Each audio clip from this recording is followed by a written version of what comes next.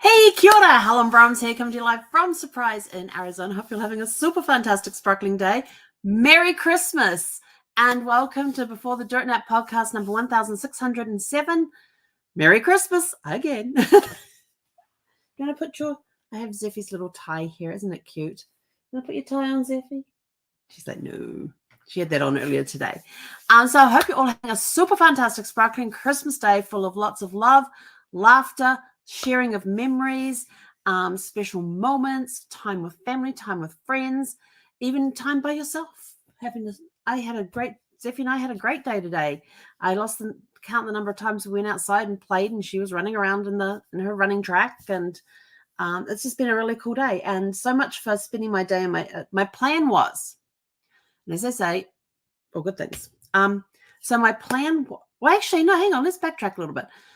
We didn't talk about Scrooge the other night. We watched Scrooge on Saturday, and that was really cool. I hadn't seen, that was like from 1988. I haven't seen it in I don't know how long. So it was good to see that again. It was almost like seeing a new movie all over again. It's been that long since I've seen it because I'd actually forgotten kind of what happened. I did remember some of the actors that were in it, but yeah, I couldn't really remember much of it. So it was good to see it again. It's a good movie. I don't know why it's been so long since I've seen it. Last night we watched The Polar Express. We finally figured out, because I said last night we probably weren't going to watch anything because we couldn't figure out how to get the TV to talk to the DVR. Hang on. Yeah, the TV to talk to the Blu-ray, because we were trying to get it to come up on the screen. And so I finally got the input thing sorted out. I definitely need to find the remote. And so when we did that, we were able to watch Polar Express last night. And that's one of our movies that we watch every year. Love that movie. And every year I have a different favorite scene. And I just enjoy it immensely. It's such an amazing movie. And it's so well done with the animations and the voices. And I didn't realize how many characters Tom Hanks played till I was watching the credits. And I was sort of like, I don't recall seeing his name this often in the credits. But it was there. They were there. And then today the plan for today was read, watch movies, nap, and snack. That was today's plan, and doing all of my PJs. So we got up, went for our morning walk, came home, had breakfast, and then I was sort of like, need to find that remote. Yeah. So I went into my guest room, which has just been basically stacked with boxes since I moved in, and started going through the boxes again. I've emptied several boxes, which is like, yes, I got a huge bag of trash. And it has a tie to go with it. Jason just says, Brittany loves my Santa hat. It has a tie. See, that goes with it. But Zeffie wears the tie. Let's see what else. And got rid of a whole bunch of stuff, got sorted through some stuff, found some stuff. I got to show you this, because this is really cool, because I found treasure, and I love it when I can find treasure. Now, this book, I don't even know what year was this one published. This book came out in copyright. Where's your copyright? 2000. Oh, this book, that's that old. Wow, so this book's 23 years old. This is In Search of Our Ancestors. This is an awesome genealogy book. It goes with the PBS series. But remember, this was done in 2000. This is an incredible book of amazing stories of how people found their ancestors in places they would never expect. So the thought is that maybe the ancestors helped find them. And one of the stories in here, which is basically the only one I remember. I mean, there's 101 stories in here. So I'm looking forward to reading this again. But the only one that I remember in here is that this couple had were driving to a place to find her great-grandparents. And they got a flat tire on the side of the road in the middle of nowhere. Absolute flat tire in the middle of nowhere, no cell service. So they changed the tire. So while her husband's changing the tire, she had this urge to go over this fence into this field. No reason. She says, I had no reason to do it. I just felt like I needed to climb this fence and go into this field. She starts walking straight out from the car because that's the direction she felt led to go. And she fell over. And when she fell over, she had actually tripped over the headstones for her great-grandparents. that she was on the way to this town to go and find. I thought that was such a cool story. So you never know when you're looking for stuff and you're stuck in the middle of nowhere and you feel a pull to go somewhere. Just could be your ancestors guiding you to find those little bits of treasure that you've been looking for about them. So she was super stoked about that. So I'm looking forward to reading this again. The other book I found is this one here is a little dusty. The Secrets of Greatness, Advice from the World's Top CEOs and Entrepreneurs. And this one was released in, what year was this? 2006. So it's been a long time since I've read this one too, but I remember that it has some really great stories in it. Some great advice from, let's see, they've got Richard Branson there. I don't know who Immelt is. I probably should know who it is. Warren Buffett, Bill Gates, and somebody called Whitman. So there's two people in here I don't know. And somebody's going to go, you should know those people. Yeah, probably, but I don't. So anyway, looking forward to rereading that one again because I don't remember much from that one. Then this one here, these next two, I am so glad I found them because my mother would probably kill me if I didn't. This is the Longland Story, and the Longland Story is one of my ancestors.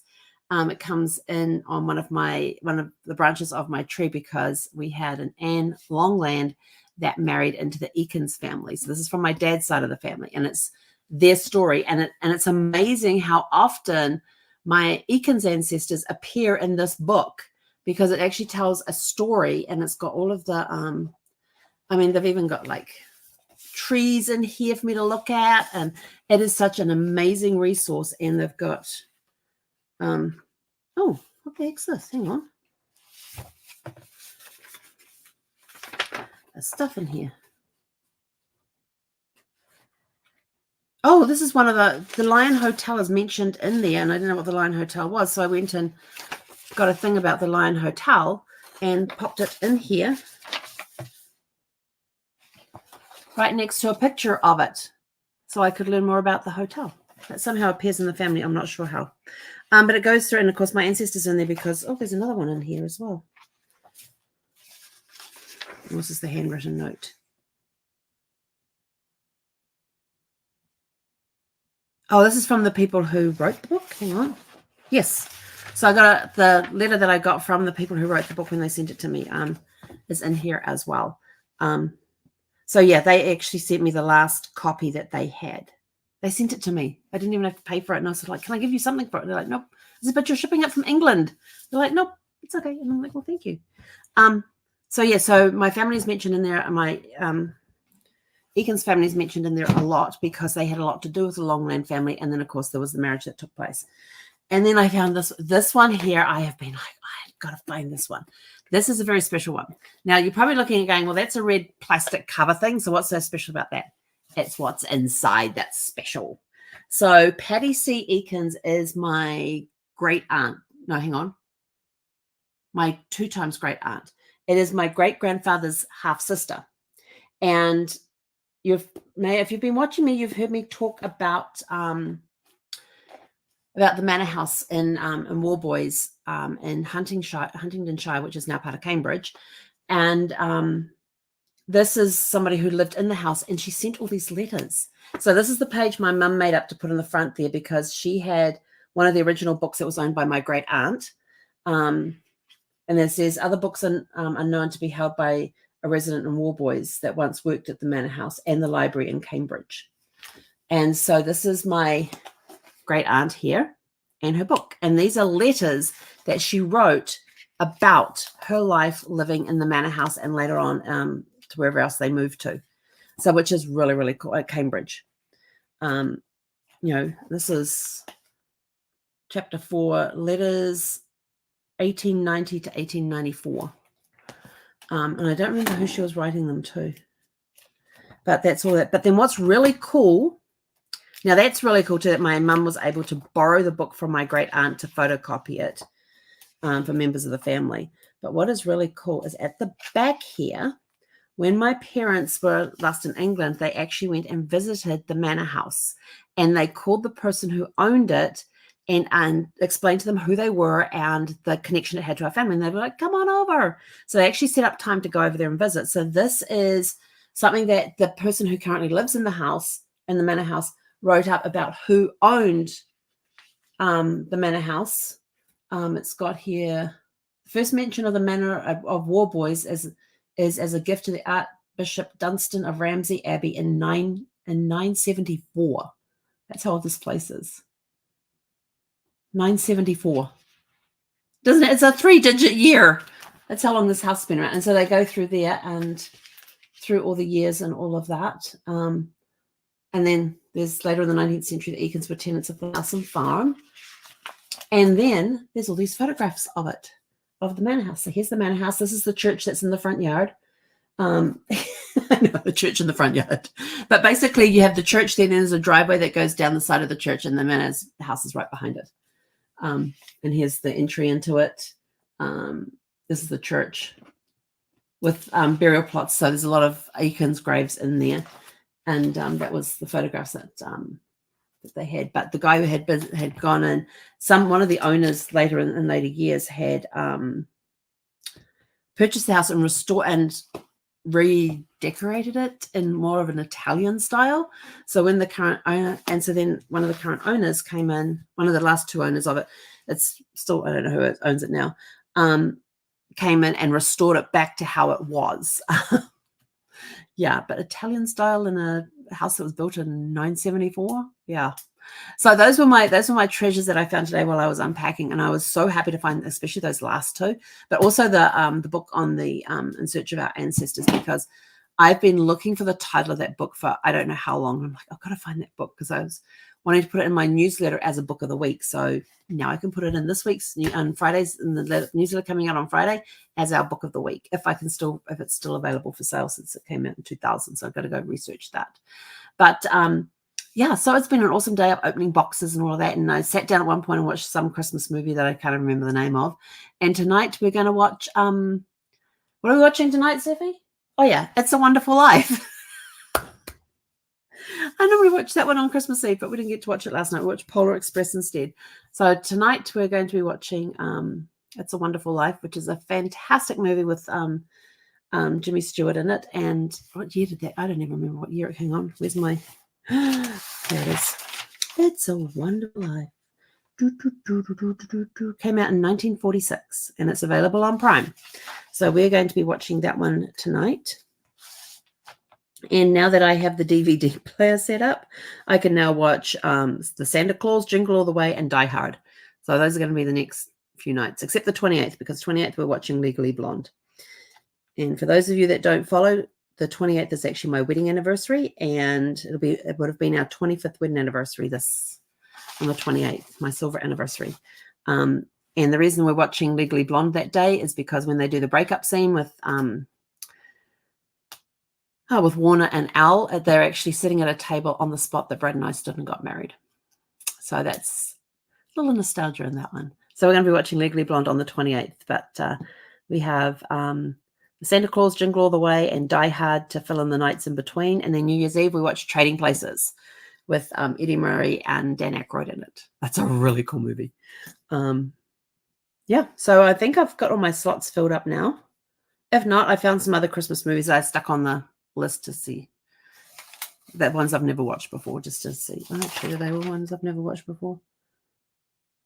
Yeah, they're all ones I've never watched before. So actually, I'm going to put this one in here. Was a Saturday night, which was December 23rd. I think that was right. Yeah. So off to watch It's a Wonderful Life. Hope you all had a super fantastic. So that was our day. It was a great day of discovering things and finding these boxes. So like, oh my gosh, I've got to go through this box, and it's basically emptying out the box and going, oh, okay, well, half of that's trash that can get given away, and that can go over there. Found some, and I also found 2 kitchen boxes that I knew I had some more kitchen stuff somewhere. I just didn't know where it was. And so we found those 2 boxes today because I knew I had some more plastic stuff. Only because I've got containers that are missing lids, and I've got lids missing containers. Now I found the containers and the lids that were missing in a box. So we're going to be good, because I made sure when we packed that every container had a lid and every lid had a container. And so when I unpacked them, I've got a pile of lids. I've got a pile of containers. They don't match. But now I found the box that has the missing pieces in them. So yes. And then there was another box that had kitchen stuff in it as well. And I was going to go make a meatloaf the other day, and I couldn't find my loaf pan. So I'm hoping my loaf pan is in the other box, the other kitchen box that we found. And then I found another loaf pan. It was hidden when I was sitting. By that stage, I'd already made the ground meat into hamburgers. So it was like, oh, there's my, yes, I found my Pampered Chef loaf pan hiding in the back of a cupboard. But I know I have other loaf pans as well, so I couldn't find those. But it was after I'd already made the hamburgers that I found the loaf pan. So I guess I wasn't supposed to have meatloaf. But anyway, we're out of here. We're going to go and enjoy It's a Wonderful Life. Wishing you all a very safe and happy Christmas I've got tomorrow off work, kind of. So there'll be some more boxes done in the morning. And so tomorrow we've got another day off. Boxes done. I'm going to do some more sorting in the morning. We're almost finished sorting through all of the boxes that are in the guest room. And we've actually started sorting. As I was going through the boxes, I've actually started organizing them against the wall, because we made an alley to go to the back, and then started digging out from behind, because I know the ones on the very front row were like craft stuff and stuff from the RV. So I wanted to get to the stuff that we hadn't unpacked. And then I found a box, and I opened that up and went, oh, and it has our giant towels, beach towels in there, but it also has this blanket that I crocheted that my mum absolutely loves to use whenever they come over, and it fits on a queen size bed. So it's a big crocheted square. And that blanket, I got to tell a story behind it. I started that blanket when I was 16. I cannot tell you how many people I have taught to crochet on that blanket over the years. And then my parents were coming over did I finish it when we were in Virginia? Yes, I'm finishing it when I was in Virginia. They were coming over for the second time. So the first or second time over here. And I thought, I've got to get this thing finished. And in fact, I'll tell you, it was when they came over for our wedding in 1998. And so I sat down and got that finished. Let's see, in 98, I just turned 32. I started that when I was 16. So I've been crocheting that blanket on and off for half of my life. And so it's this big, and it just has such a special place. And my mum loves using it whenever they come over. She loves to use that blanket. So I found the box with it, and I was like, yay, I found my blanket. And it's got a whole variety of colors. It's got different size yarn in there. I tried to keep it all the same. Like I tried to keep it all 4-ply, but I think there's some other plies in there as well. But yeah, I've taught many people to crochet on that blanket over the years as well. So I was happy to get it finished so my mum could use it. Actually, might have been the second time over here. No, they did use it when we were in Virginia. I was trying to think, maybe it was in San Diego they first used it. Pretty sure it was the first time they came over. But anyway, that's it. We're out of here. Go have a super fantastic sparkling evening. I hope you all had a great Christmas. I got to speak with my folks yesterday, and my brother and his wife were there, and my nephew was there as well. So I got to have a good conversation with others besides my mum and dad, who I love talking with my mum and dad, but to talk with my brother and his wife, and to see my oldest nephew there as well was awesome. So everybody go out and have a super fantastic sparkling evening, and we'll catch you guys back here tomorrow evening at 6 p.m. Pacific. Hei konera.